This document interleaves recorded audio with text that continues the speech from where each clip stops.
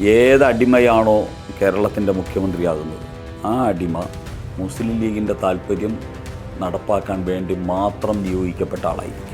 പച്ചഹാരവും പച്ച ജിലേബിയും പച്ച ലഡുവും കത്തിക്കാൻ മടിക്കുന്ന നിലവിളക്കുകളും അതോടൊപ്പം തന്നെ ഹറാമാകുന്ന ഒത്തിരി രാഷ്ട്രീയ രൂപങ്ങൾ വരും ദിവസങ്ങളിൽ കേരളം കാണാൻ പോവുകയാണ്. ഏറ്റവും നല്ല അടിമയെ തേടിയാണ് ഇന്ന് മുസ്ലിം ലീഗ് നിൽക്കുന്നത്.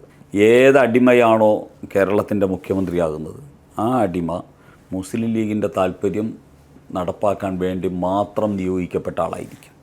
അവർക്ക് കേരളത്തിൻ്റെ താല്പര്യം നടപ്പാക്കാൻ സാധിക്കില്ല, ദേശീയതയുടെ താല്പര്യം നടപ്പാക്കാൻ സാധിക്കില്ല.